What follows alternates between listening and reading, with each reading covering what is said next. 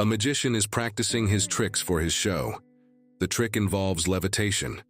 Another magician, Neville, is carefully watching the trick. Neville is trying to analyze the trick. It doesn't involve any wires. It has something to do with the chair. Neville is offering him money in return for the trick, but the older magician doesn't want to reveal it.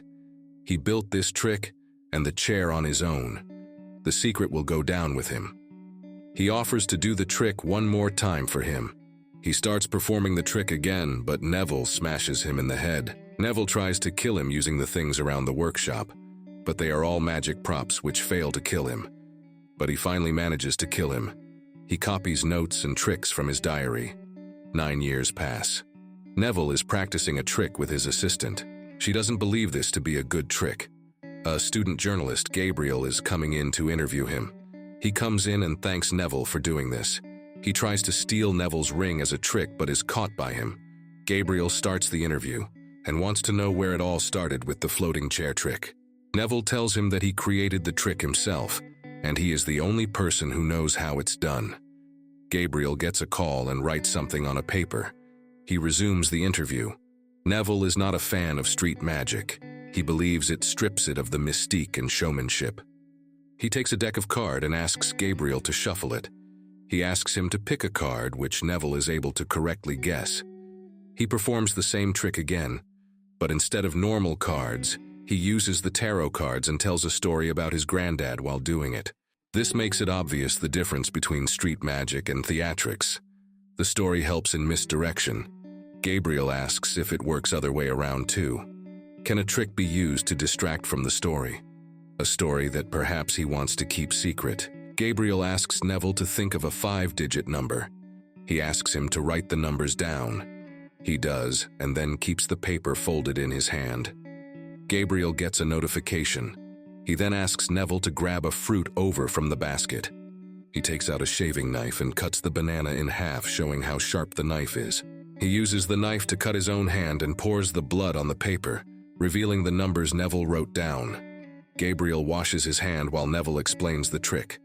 The pen used to write the numbers has an electronic chip, which tracks the hand movements and sends it to an app on Gabriel's phone. He then sent Neville to fetch a fruit, while he himself used wax to etch the numbers on the paper. He then used a real razor to slice the banana before switching it with a replacement, rigged with blood, to reveal the numbers. He put the real razor in the wrong pocket. Gabriel tells him that his love for his magic comes from his granddad, who used to perform for him.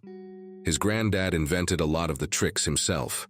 He disappeared almost 10 years ago, but arranged for Gabriel to receive his letters and a notebook when he turned 25, which contained detailed explanations of all his tricks. Unfortunately, he never received the notebook. Neville leaves in a hurry, and Gabriel uses the 5-digit number on Neville's safe. The numbers don't work. Neville appears behind him and chastises him for thinking he would actually give his safe combination. Gabriel wants to know whether Neville killed his granddad, Willy Wonka, and then stole his trick. In one of the letters, Willy mentioned all his tricks to Gabriel, and on top of that list was the floating chair. Gabriel leaves, saying that he will be back with a search warrant. Neville uses a pencil to reveal what Gabriel wrote when he got his phone call. The words are revealed to be Mount Weasel. Sometime later, Neville is practicing a trick. He gets a video call. The woman on the call accuses him of leaving abusive messages to her hotel. He denies it, saying he was doing the interview. He asks her about Mount Weasel. She tells him that it's a copyright trap, a deliberate piece of fake information hidden in a reference work to guard against the stealing of IP. Neville comes to open the safe but notices his security camera. He turns off the cameras and deletes the footage of interview.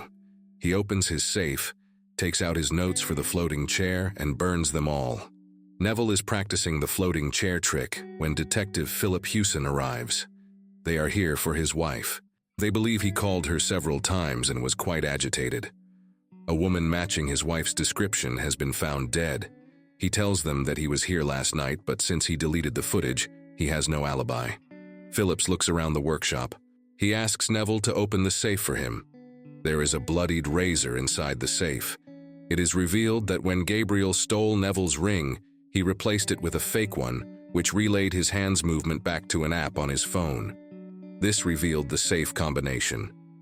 Gabriel then used that combination to plant the razor in the safe, the same razor that also has Neville's prints, because he held that razor when Gabriel was performing his trick. The episode ends with Neville getting arrested and taken away.